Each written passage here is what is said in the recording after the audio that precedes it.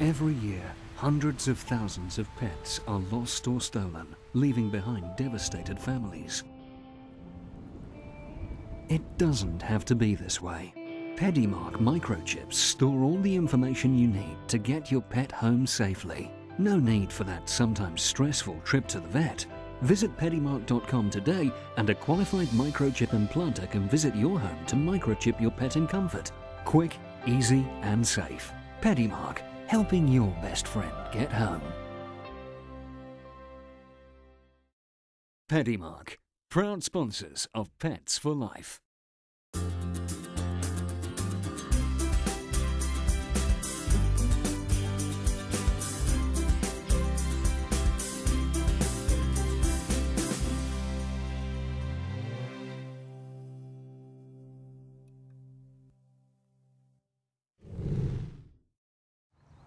Hello and welcome to Pets for Life. There are over 27 million pets in the UK. Whether your pet is a cat, dog or something more exotic like a salamander or a daegu, the same principles apply. A pet is for life. In the past few years there has been a lot of talk about credit crunch cast-outs, pets that have been abandoned due to their owners being unable to afford them anymore. It isn't just cats and dogs that are proving too much for some owners. Rabbits, parrots, many others being irresponsibly released into the wild. Joining us again this week will be UK animal welfare charity The Blue Cross, who will share with us some expert advice and their experience with abandoned animals. We'll also be meeting up with leaders and innovators in the UK pet industry. With their help, this series will explore the pros and cons of buying a new pet, and we'll take a close look at the type of products and services you will no doubt need. We firstly hear from Karen Simpkin, who is a Kennel Club accredited breeder. Once a person has decided to buy a dog, there are 3 steps to which they should take. They should decide the breed they want that will fit in with their lifestyle. They should decide whether it's a puppy or a rescue dog, and they should go to the Kennel Club website to look for a breeder of that breed. There are a list of breeders on that website, and the ones with the logo in purple are the accredited breeders, and they're the people they should contact. The Kennel Club Accredited Breeders Scheme is the only scheme of its kind where breeders follow certain guidelines. They put the health of their bitch and puppies first and foremost, and they would carry out any health testing that's required of the breed before breeding 2 dogs together. The accredited breeder, we have to follow the guidelines set by the Kennel Club, and so if there are DNA tests available or health screening tests available for our particular breed, we have to make sure they are done before they are bred from. And as for diet, yes, it's very important, and we will give advice on diet before they go to their new home. So we will give our new owners a diet sheet to follow. It will explain how the puppies have been weaned from their mother's milk onto puppy diet, and follow it through to adult life. And we'll also give information on worming and vaccinations and flea treatment, etc. I will give my puppy purchases my personal sales wallet, which has all the information I consider, and also the Kennel Club accredited breeders sales wallet, which has all the vaccination documents and sales contact, etc. And this is something we are required to do. I like to socialise the puppies in the best way I can, that they've heard noises of the radio, the television, the vacuum cleaner, children shouting, cars, motorbikes, police sirens, all those sort of things are so important. And I give my owners a puppy pack with pictures of the mother and father in, and as much information as possible as I can think of to the breed, pictures of the puppies when they were first born, in a couple of weeks old and so on. All the health notes are in the pack, the diet sheet, the tips on grooming, on exercise, that sort of thing. Well, the Kennel Club is actually a registering body for pedigree dogs, but we also look after the interests of all dogs nowadays. So whether it's a crossbreed mixed breed or a pedigree dog, then we're there for all dogs. In addition, the Kennel Club has a large scientific body of work that's going on to look after the health of dogs. We have a charitable trust that funds much of that work, and we also run such things as an insurance scheme, veterinary insurance, as well as PetLog, which is the microchipping database. Anyone who owns a dog will no doubt recall a heart-stopping moment where their dog has run off or at least disappeared from sight, even for a short while. Microchipping could be a great help to you and your animal. PediMark supply microchips into the pet industry to vets and independent people who have trained to implant cats and dogs. We also offer a training programme for people who would like to become implanters as well. The problem these days is that if a dog does stray and the owner can't be found, then 9 times out of 10, the person who's bothered to pick up the dog might end up keeping that dog. And while the animal may have a good home, you've lost it. Microchipping is relatively cheap when you consider the dog is for life. You can get an animal microchip from anywhere from 10 to sort of 35, 40 pounds, depending on where you are and who's actually doing the microchipping for you. PetLog is the largest microchipping database in the UK. It's been going for around 15 years now. It's actually essential in terms of its role as a single reuniting body. It's also a member of the European Pet Network, so if you happen to be overseas and you lose your pet, then we have a whole link up between all of the European databases as well, which will allow you to trace your pet even if you happen to be in France or Italy, wherever it might be. PetLog obviously looks after the data of all pets and 1 or 2 other strange things like caravans and suitcases and so on that people have decided to chip as well. But essentially it's cats and dogs. All our microchips are registered on PetLog. What happens is when customers buy microchips from us, a batch of microchips will be sold to them and we will keep that record on our database. Then as the customer uses the microchip, puts them into an animal and registers each individual animal, that microchip then becomes registered on PetLog. The vast majority of pets are reunited with their owners very, very quickly, so within a couple of hours. But there have been a number of much longer cases where, for instance, the animal's been lost and it hasn't been scanned. And obviously that is so essential if you find an animal to get it scanned, because if there is a chip there, then obviously they can go straight home. There have been a number of cases where the pet hasn't been scanned for whatever reason, and maybe 2 or 3 years later they've gone to the vet, and the vet scanned the pet and suddenly realised that actually the owner that they've got in front of them isn't the person that's listed as the owner on the database. Now then we start on a fairly delicate set of negotiation, because obviously the vet isn't going to say too much, but they can come through to PetLog and say, I've got this situation, can you sort it out? And PetLog will phone the existing owner and say, do you mind if, and then put them in touch with the previous owners. And we've had quite a number of cases where pets have been reunited with their owners after 3 or even 5 years. Quite amazing stories. And lovely, really sweet that the people that currently had the animal have been willing to allow it to go back to its original owner. It's just a tiny microchip. It's encased in biocompatible glass. This is preloaded into a sterile needle, which can then be inserted through the dog's skin and implanted just between the shoulder blades. It's a simple injection. It may hurt them a little bit as the needle goes through, but it's momentary pain for lifetime cover. It's really important to get your animal microchipped if you want to have the animal returned to you should it stray. The device itself doesn't have a power supply, but when it's passed near a power supply, it will send back a unique code, which is then used on the databases to actually link that animal to that microchip. After meeting with experts at both the Kennel Club and the Blue Cross, we found that training is possible at any age and can greatly improve the bond between owners and their pets. Di Morgan explains how. Owning a dog in today's society can be quite difficult. There are people who don't like dogs, there are people who are frightened of dogs, and a lot of anti-dog feeling.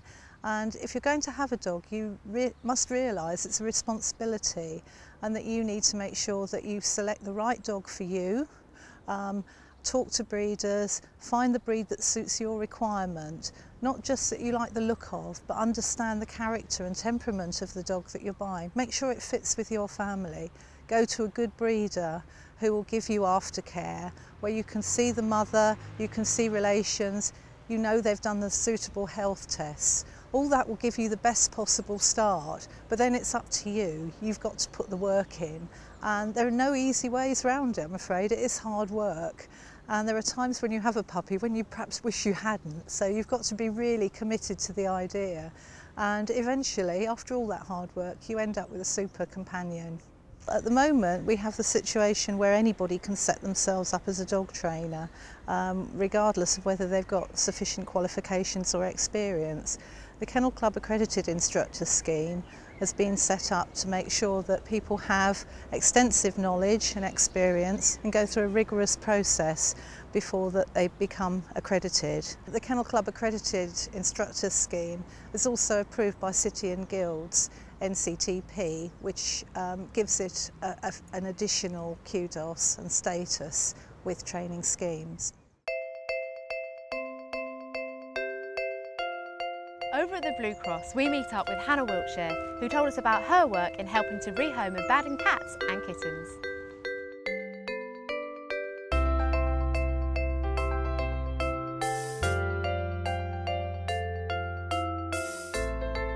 Kittens can breed from a really young age, so it's really important that they are neutered, especially if people are taking a brother and sister kind of combo, because obviously we don't want them to breed, which they will do from a young age. It depends on the vet as to when they will neuter a kitten. It's generally around 5-6 months, but it's really important because they do breed really early, and we did get nearly 1,000 kittens last year. Kittens can't be really left on their own. It's really important when they're young to socialise them really well, get them really settled into the home, so the owners need to be home for most of the day to look after them and just keep them stimulated, keep them playing, keep them meeting new things and active. It's all really important in their development. Food and nutrition is obviously really important. They do need more feeding than normal cats. They need feeding about 3 times a day. They do need more regular trips to the vet in their first time that they're in the home as well. So neutering, vaccinations, getting the flea and worm treatment started, and just general health checks to make sure they're developing well.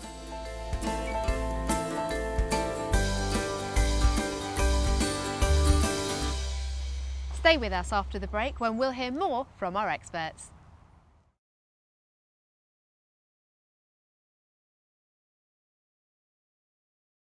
They're all happy, all healthy. Well, the dogs are. All love their walks, all puddle drinking, all, oh, sorry about that, all from the Kennel Club Accredited Breeder Scheme. It's a fit, contented, playful, long-living, rolling in mud, walkies-loving Kennel Club Accredited Breeder Scheme dog's life. So for a healthy, happy puppy, always go to a Kennel Club Accredited breeder. The Kennel Club, making a difference for dogs. Every year, hundreds of thousands of pets are lost or stolen, leaving behind devastated families. It doesn't have to be this way. PediMark microchips store all the information you need to get your pet home safely. No need for that sometimes stressful trip to the vet. Visit PediMark.com today and a qualified microchip implanter can visit your home to microchip your pet in comfort. Quick, easy and safe. PediMark, helping your best friend get home.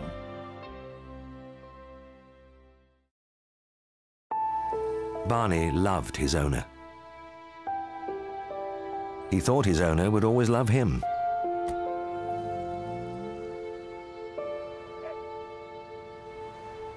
Hungry, frightened, and alone, Barney is just one of thousands of animals taken in by the Blue Cross every year because nobody wants them. Will you give just £2 a month to the Blue Cross? Will you help save the life of a homeless animal like Barney? He relies on us now, but we rely on you. £2 a month can help us go on caring day after day until we find just the right home for Barney, however long it takes. I don't think so. Thank you so much. I'm sorry. Okay then. Sorry, we'll look at it. Okay, bye-bye. Please help. Visit our website and give £2 a month. We're counting on your support. They're all happy, all healthy. Well, the dogs are. All love their walks, all puddle drinking, all, oh, sorry about that, all from the Kennel Club Accredited Breeder Scheme. It's a fit, contented, playful, long-living, rolling in mud, walkies-loving Kennel Club Accredited Breeder Scheme dog's life. So for a healthy, happy puppy, always go to a Kennel Club Accredited breeder. The Kennel Club, making a difference for dogs.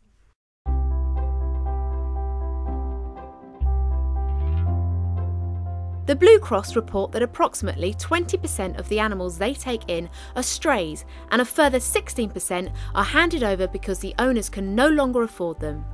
But cost is by no means the only consideration when owning a pet. Animal health care must also be at the front of all of our minds. Top 5 tips for keeping your pet happy would be, number 1 is diet, making sure they're fed the correct amount, the correct food and the right kind of intervals. The exercise would be next, so whether it's a cat, making sure it can go outside and run around and explore. If it's a house cat, making sure it's got loads of toys and scratching posts to play with. Dog-wise, obviously making sure it has loads of walks, loads of play and mental stimulation. All dogs are bred to do something, so something to keep them amused, entertained and played with. Number 3 would be companionship, so making sure they're not on their own all the time. Dogs in particular really love human company, so making sure that you are at home with your pet a lot to kind of keep it entertained, and lots of affection and cuddles. Number 4 would be regular vet treatments and visits, so making sure that vaccinations are kept up to date, fleas and worms treatments, and also that just you keep in touch with your vet regularly if you have any questions or queries, and making sure they do go and see the vet regularly. Number 5 would be the environment, so the home itself, making sure they've got a bed that's nice and comfy to sleep in, and options of places to go in the house, toys in the house, and things like chews when left, so dogs have something to do, and with cats it would be scratching posts and toys and different levels to explore on.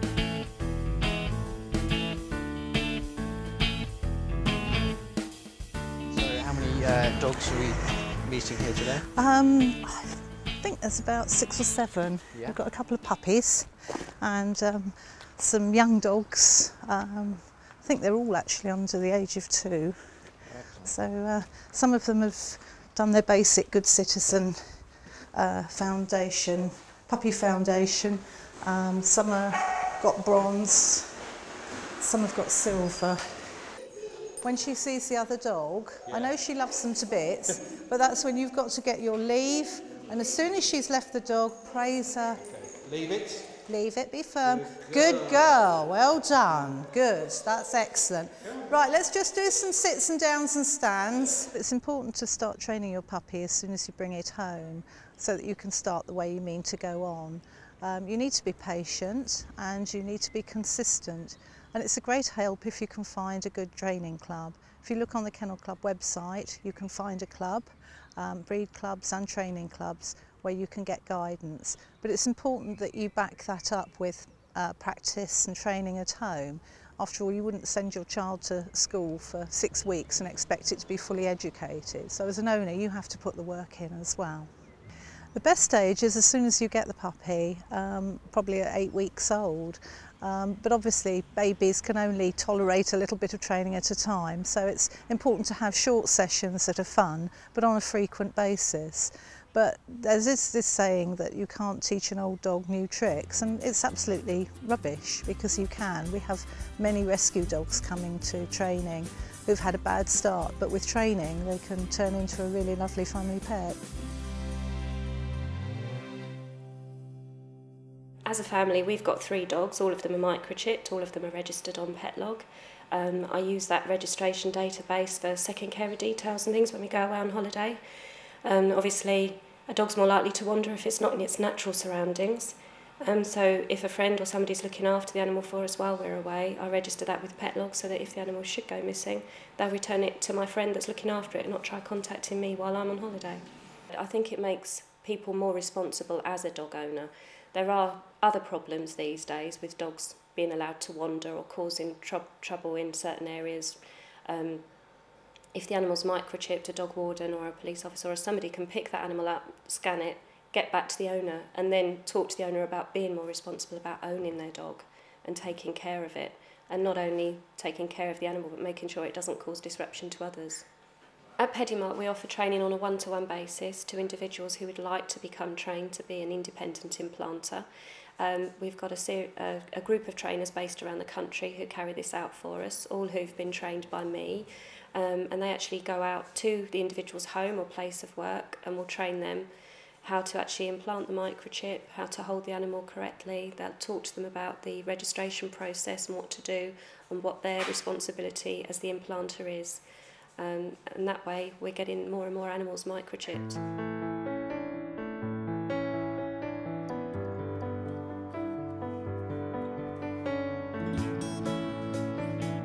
Here we have Kira, that's one of our staffies that's currently in looking for a home. We're teaching her to do some agility, which is a really good thing for an outlet for some behaviour. So Kira's quite a high energy breed, so we like to obviously channel that energy through appropriate forms like agility, and it's something that we'd encourage owners to sort of consider doing with their dogs as well. Kira!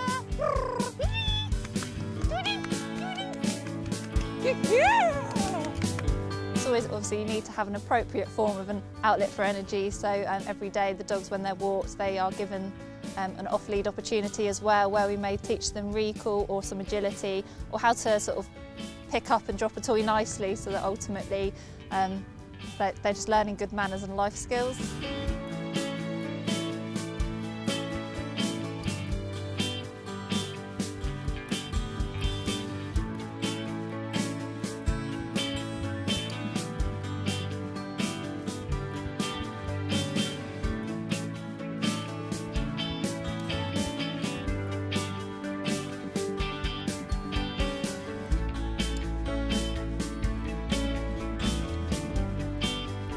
It does depend on the dog's capabilities for how long you are going to do that for. So you don't want to over-exercise the dog, but in the same score you don't want to leave it with reams and reams of energy. So always finish on a good point when the dog is wanting to do more and continue working with you. And obviously some dogs can have quite poor muscle mass when they come into the centre, so we gradually need to build up their muscle mass, and we can use agility as a way of doing that as well. These dogs are all doing some of the stay exercise that's required by the Good Citizen test, and they're of different ages, different breeds, and from very different backgrounds, all working together and having fun. Good girl. So when you do that turn, when she leaves the other dog alone, that's the time to feed her. So turn now.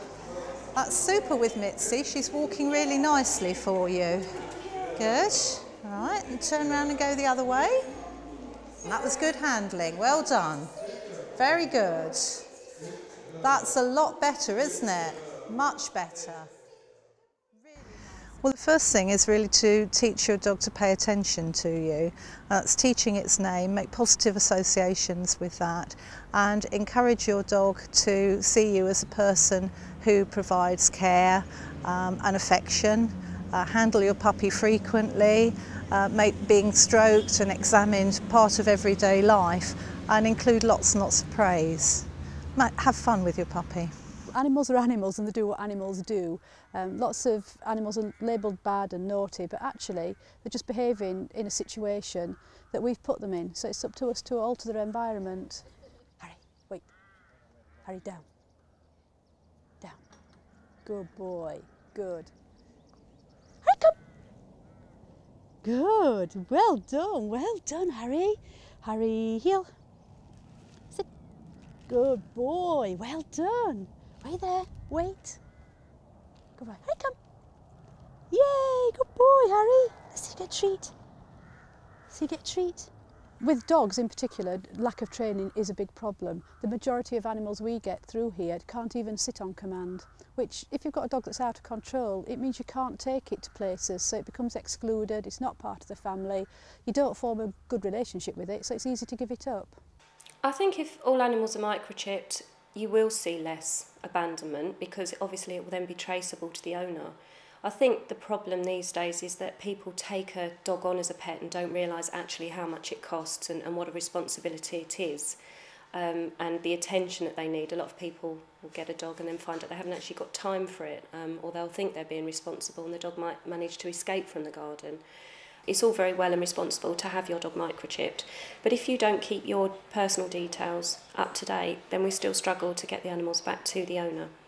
So the key thing to remember is once your animal's microchipped, to get it registered on the Petlog database, then if you move or change telephone numbers, then you need to pass those details on to Petlog so that they can update your record. When you decided that a dog is for you, you must realise that it will change your lifestyle dramatically, but in my opinion for the better.